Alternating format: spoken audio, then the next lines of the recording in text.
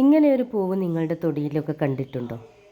ഉണ്ടെങ്കിൽ ഇതുപോലെയൊന്ന് ഒരു തോരൻ തയ്യാറാക്കി നോക്കണം. ഹായ് ഫ്രണ്ട്സ്, ഫ്ലേവേഴ്സ് ഓഫ് ജാസിൻ്റെ പുതിയൊരു വീഡിയോയിലേക്ക് എല്ലാവർക്കും സ്വാഗതം. അപ്പോൾ ഇതാണ് ചേനപ്പൂവ്. ഈ പൂവ് ഇങ്ങനെ മണ്ണിൻ്റെ അടിയിൽ നിന്ന് പൊങ്ങി വരികയാണ് ചെയ്യുക. ഇതിൻ്റെ ഇപ്പുറത്ത് ഇതിൻ്റെ ചേന മുളച്ച് വരുന്നുണ്ട്. അപ്പോൾ ഇത് കുറേ കാലം നമ്മൾ ചേന പറിക്കാതെയൊക്കെ നിൽക്കുമ്പോൾ അങ്ങനെയാണ് ഇതുപോലെ പൂവ് വരുന്നത് എന്നാണ് പറയൽ. ഇതിൻ്റെ എല്ലാ ഭാഗവും നമ്മൾക്ക് ഉപ്പേരി വെക്കാൻ പറ്റും. ഇനിയിപ്പോൾ ഇതുകൊണ്ട് ഉപ്പേരി തയ്യാറാക്കാൻ വേണ്ടിയിട്ട് ഇത് നന്നായിട്ടൊന്ന് കഴുകി വൃത്തിയാക്കി എടുക്കണം. മഴയൊക്കെ പെയ്തുകൊണ്ട് തന്നെ മണ്ണൊക്കെ നല്ലോണം തെറിച്ചിട്ടുണ്ട്. അപ്പോൾ അതൊക്കെ ഒന്ന് കഴുകിയെടുക്കുക. എന്നിട്ടിതാ ഇതുപോലെ ഇതിൻ്റെ ഉള്ളിൽ നിന്നും ഇതൊന്ന് അടർത്തി മാറ്റണം. കണ്ടില്ലേ, നല്ല ഒരു വെൽവെറ്റ് പോലെയുണ്ട് ഇതിൻ്റെ ഉള്ളു കാണാൻ.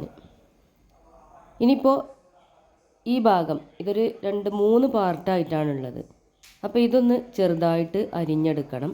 ഓരോ ഭാഗവും ഇതുപോലെ ചെറിയതാക്കിയിട്ട് അരിഞ്ഞെടുക്കുക. അപ്പോഴാണ് അതിൻ്റെ ഉള്ളിലേക്കൊക്കെ മസാലയൊക്കെ പിടിച്ച് നല്ലൊരു ടേസ്റ്റ് കിട്ടുക. അപ്പോൾ ഇതിൻ്റെ 3 ഭാഗം കാണാൻ നല്ല ഭംഗിയാണ് കേട്ടോ.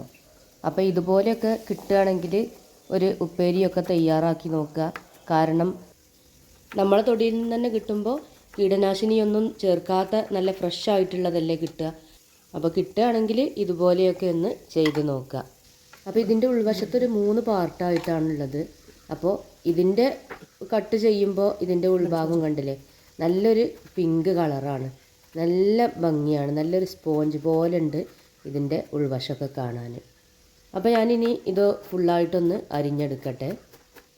ഇതിപ്പോൾ നിങ്ങളുടെ കയ്യിൽ ചോപ്പർ ഉണ്ടെങ്കിൽ ആ ചോപ്പറിൽ ഇട്ടിട്ടൊന്ന് ചോപ്പ് ചെയ്തെടുത്താൽ മതി.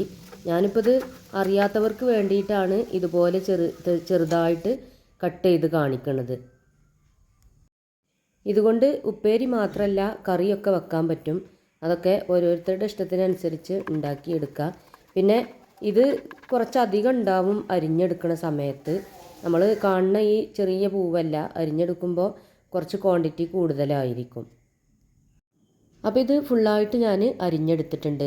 ഇത് കണ്ടില്ലേ, 4 ഭാഗമായിട്ടാണ് അരിഞ്ഞെടുത്തിട്ടുള്ളത്. ഇനിയിപ്പോൾ ഇതിലേക്ക് എന്തൊക്കെ വേണ്ടത് നോക്കാം.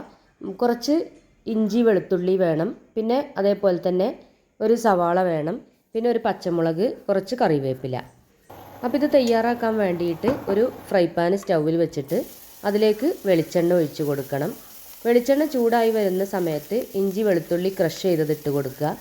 അതിൻ്റെ പച്ചമണം ഒന്ന് മാറി വരുന്നത് വരെ വഴറ്റിയെടുക്കണം. എന്നിട്ട് അതിലേക്ക് സവാള ചേർത്ത് കൊടുക്കണം.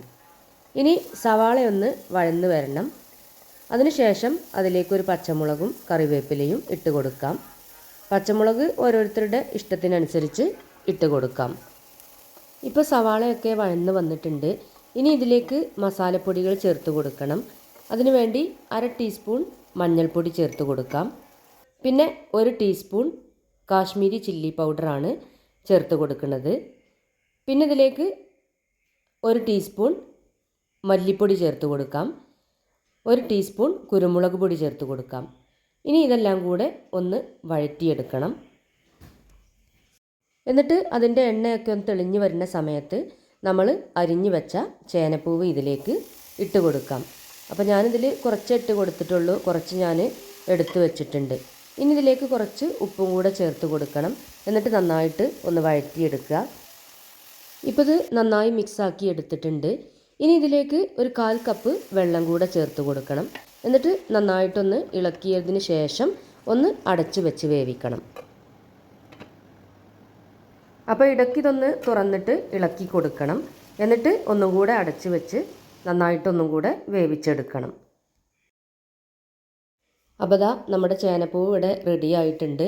അപ്പോൾ ഇതുപോലെ തയ്യാറാക്കി നോക്കിയിട്ടില്ലെങ്കിൽ ഒന്ന് തയ്യാറാക്കി നോക്കുക. കമൻറ്റ് ബോക്സിൽ ഫീഡ്ബാക്ക് അറിയിക്കാൻ മറക്കരുത്. ഫ്ലേവേഴ്സ് ഓഫ് ജാസ് എന്ന ചാനൽ ആദ്യമായിട്ടാണ് കാണുന്നതെങ്കിൽ സബ്സ്ക്രൈബ് ചെയ്യുക.